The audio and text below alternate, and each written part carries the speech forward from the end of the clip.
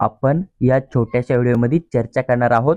जसं तुम्ही thumbnail read केलं तसं, की राज्यामध्ये जेवढ्या काय कॅटेगरी आहेत, तर कोणत्या कॅटेगरीसाठी लास्ट इयरला सर्वात कमी ऑल इंडिया रँक वर जे आहे ते किंवा मग नीट स्कोरच्या हिशोबानं एक गव्हर्नमेंट BMS कॉलेज अलॉटमेंट झालं आणि त्या कॉलेजचं नाव काय आहे ते मी तुमच्याबरोबर शेअर करत आहे, जेणेकरून की तुम्हाला एक आयडिया येऊन जाईल की सर्वात कमी कट ऑफचं BMS कॉलेज जे आहे ते गव्हर्नमेंटवालं आपल्या कॅटेगरीसाठी कोणतं होतं लास्ट इयरला. आणि हे कॉलेज त्या कॅटेगरीच्या मुलांना जे आहे ते चॉईस फिलिंग मध्ये मिस नाही करणं, कारण जे कॉलेज कमी कट ऑफचं असतं, जर तुमचा स्कोर कमी येत असेल तर ते कॉलेज तुम्हाला टाकणं कंपल्सरी राहतं. जर तुम्ही कमी कट ऑफचं कॉलेज मिस केलं तर मग तुमची अलॉटमेंट होण्याचे चान्स अजून पण कमी होऊ शकतात. त्यामुळे मी जे कॉलेज तुम्हाला शेअर करत आहे तुमच्या कॅटेगरीसाठी किंवा मग बाकी कॅटेगरीसाठी पण जे कॉलेज शेअर केले ना, ते पण कॉलेज तुम्हाला लो कट ऑफचे कन्सिडर करून ते पण कॉलेज तुम्हाला जे आहे ते चॉईस फिलिंग मध्ये टाकणं कंपल्सरी आहे. कारण तुम्ही लो कट ऑफचं जर कॉलेज मिस केलं तर तुम्हाला सीट अलॉटमेंट व्हायचा चान्स अजून पण कमी होईल, जर तुमचा स्कोर थोडा बहुत कमी असेल तर.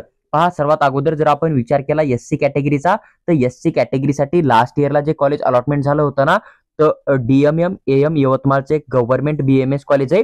या ठिकाणी सीट अलॉटमेंट झालं होतं सगळ्यात कमी ऑल इंडिया रँक व, आणि त्या विद्यार्थ्याचा ऑल इंडिया रँक जो आहे ना, तो लगभग 4,67,050 एवढा होता. नीट स्कोर मी या ठिकाणी ऍड केला नाहीये, कारण यावर्षी नीट स्कोर नुसार कट ऑफ जो आहे तो बहुत जास्त कमी येणार आहे, म्हणून मी नीट स्कोर या ठिकाणी ऍड केलेला नाही. ही गोष्ट तुम्ही लक्षात ठेवा.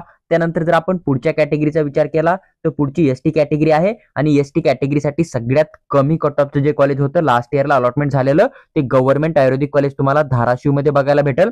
उस्मानाबाद या सिटीचं जुनं नाव होतं. या ठिकाणी जर आपण अलॉटमेंट रँक बघितला तर जवळपास 6,77,397 एवढा ऑल इंडिया रँक त्या विद्यार्थ्याचा होता, ज्याला की सगळ्यात कमी रँक हे कॉलेज अलॉटमेंट झालं होतं. आणि ST कॅटेगरीसाठी लास्ट इयरचं सर्वात कमी कट ऑफचं कॉलेज कोणतं होतं, तर गव्हर्नमेंट आयुर्वेदिक कॉलेज धाराशिव हे तुम्हाला बघायला भेटेल. त्यानंतर जर आपण समजा आता पुढच्या कॅटेगरीचा विचार केला ST कॅटेगरीच्या नंतर, तर आपल्याला फीजे कॅटेगरी बघायला भेटते. आणि फीजे कॅटेगरी मधून जे कॉलेज अलॉटमेंट झालेलं होतं, AMP नाशिकचं जे कॉलेज आहे BMSचं, ते कॉलेज या ठिकाणी अलॉटमेंट झालं होतं.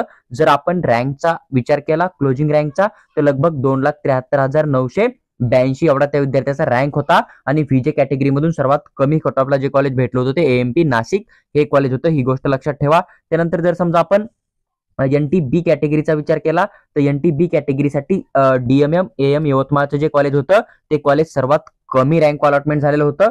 जर आपण रँकचा विचार केला तर 4,42,539 एवढा रँक होता NTB कॅटेगरी मधल्या विद्यार्थ्याचा, ज्याला की सगळ्यात कमी रँक व जे कॉलेज अलॉटमेंट झालं होतं त्या कॉलेजचं आणि कॉलेजचे नाव जे आहे ते DMM AM यवतमाळ हे तुम्हाला बघायला भेटेल. त्यानंतर जर आपण पुढच्या कॅटेगरीचा विचार केला NTC कॅटेगरीचा, तर NTC कॅटेगरीसाठी जर आपण बघितलं तर FEM अमरावतीचं जे कॉलेज आहे ना, गव्हर्नमेंट आयुर्वेदिक कॉलेज अमरावतीचं, तर या ठिकाणी सगळ्यात कमी रँक अलॉटमेंट झालं होतं NTC कॅटेगरी मधून. आणि रँक जर आपण बघितला तर जवळपास 4,48,676 एवढा त्या विद्यार्थ्याचा रँक होता.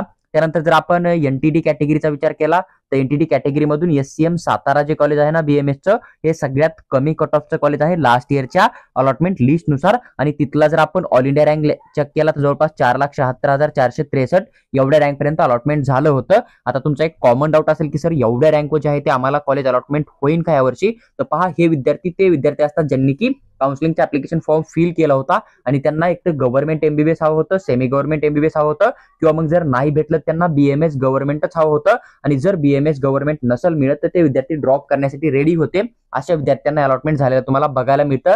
हा काय तुमचा सेफ ऑल इंडिया रँक किंवा क्लोजिंग कट ऑफ तुम्हाला घेऊन नाही जाणं, ही गोष्ट लक्षात ठेवा.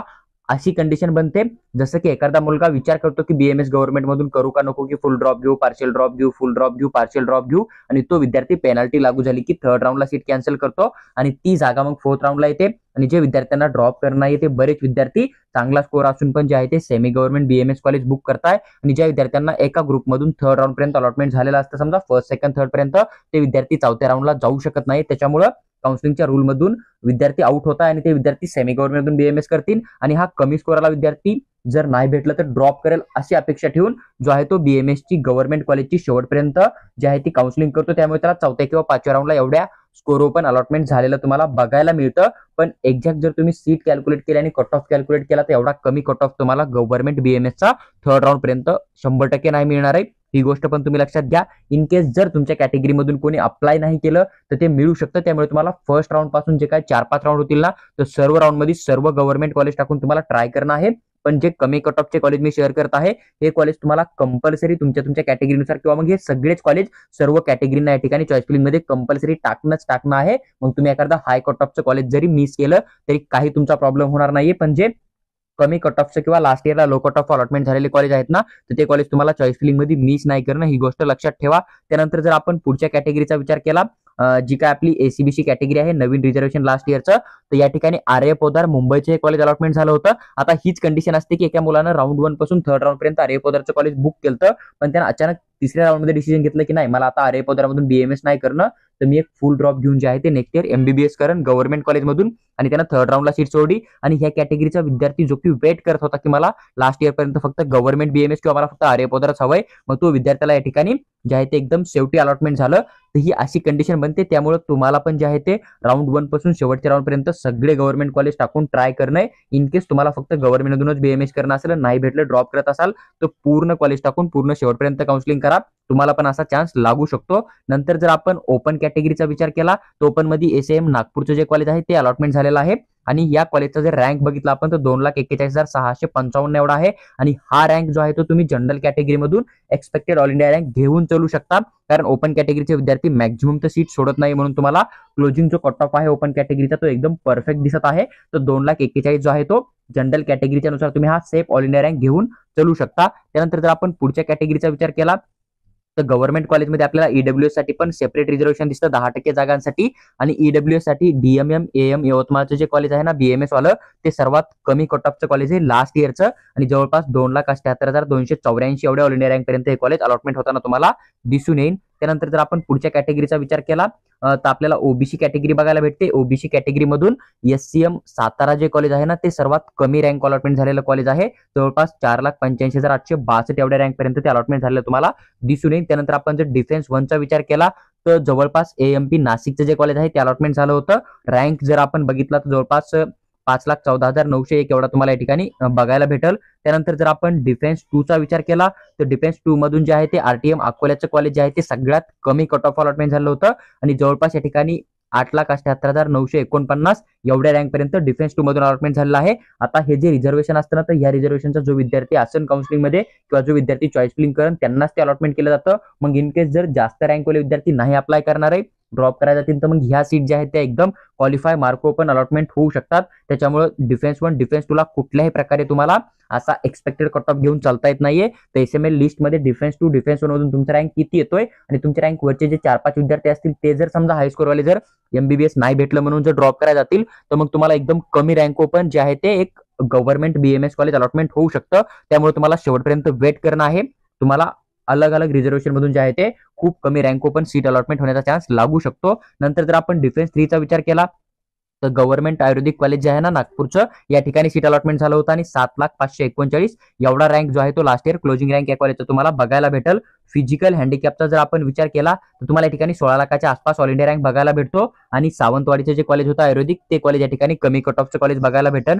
पण जर तुम्ही नीट एक्झाम क्वालिफाय केली असेल आणि तुमच्याकडे पीडब्ल्यूडीचे डॉक्युमेंट असेल, तर तुम्हाला जस्ट क्वालिफाय मार्कावर एमबीबीएसला 100% ऍडमिशन होतं महाराष्ट्र स्टेटच्या स्टेट कोट्यामधून किंवा सेंट्रल गव्हर्नमेंटच्या सेंट्रल काउन्सिलिंग मधून. जरी तुम्ही all India quota through admission केलं ना, तरी तुम्हाला जस्ट क्वालिफाय मार्कवर एक गव्हर्नमेंट एमबीबीएस कॉलेज एमबीबीएस कोर्ससाठी 100% मिळून जातं. त्यामुळे तुम्ही जर क्वालिफाय असाल तर सर्वात अगोदर एमबीबीएस ची काउन्सिलिंग व्यवस्थित करा, तुम्हाला तिकडे गव्हर्नमेंट कॉलेज 100% भेटून जाईल. आता हा विद्यार्थी आहे ना बीएमएस का सिलेक्ट केलं, तर त्याचा पर्सनल चॉईस राहतो, किंवा मग त्याच्या काउन्सिलिंग मध्ये मिस्टेक असतील, किंवा मग त्याला एमबीबीएस कडे जाणंच नव्हतं, त्याला बीएमएसच हवं होतं, अशी पण कंडिशन बनू शकते. पण तुम्ही फिजिकल हँडिकॅप मधून क्वालिफाय जरी असाल समजा नीट एक्झाम, तरी तुम्हाला एक एमबीबीएसचं गव्हर्नमेंट कॉलेज खात्रीशीर मिळण्याचा चान्स लागू शकतो.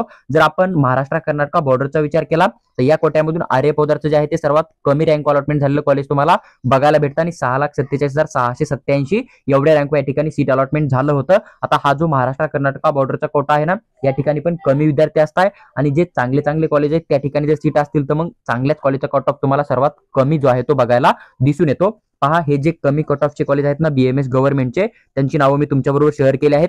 तुम्ही कोणत्या पण कॅटेगरीमध्ये जरी येत असाल, तरी तुम्हाला हे पूर्णच्या पूर्ण कॉलेज जे आहेत ते काउन्सिलिंग मध्ये टाकणंच आहे, ही गोष्ट लक्षात घ्या. आणि तुमच्या कॅटेगरीसाठी सर्वात कमी कट ऑफचं जे कॉलेज गेलं होतं ना, जर तुमचा चांगला स्कोर येत असेल तर त्या कॉलेजला तुम्ही प्रेफरन्स लिस्टमध्ये सगळ्यात शेवटी ऍड करू शकता. तुम्हाला एक आयडिया येऊन जाईल की बाकीच्या मुलांनी लास्ट इयर हे कॉलेज का निवडलं नव्हतं. इन केस जसं गव्हर्नमेंट आयुर्वेदिक कॉलेज नागपूर होतं डिफेन्स 3 साठी ना, तर हे एक्सेप्शन होतं की त्या कॅटेगरीचा विद्यार्थी नव्हताच आणि डिफेन्स 3 ची जागा जी आहे ती त्याच कॉलेजमध्ये होती. कारण सगळ्या कॉलेजमध्ये तुम्हाला डिफेन्स 3 ची जागा दिसणार नाहीये. त्याच्यामुळे जे ऑदर रिझर्वेशन आहे त्यांनी थोडा वेगळा प्लॅन केला तरी चालेल, पण जे कॅटेगरीचं रिझर्वेशन आहे जस्ट त्या विद्यार्थ्यांनी कमी कट ऑफचे कॉलेज जे मी तुमच्याबरोबर शेअर केले हे कॉलेज तुम्हाला चॉईस फिलिंग मध्ये मिस करणं नाहीये.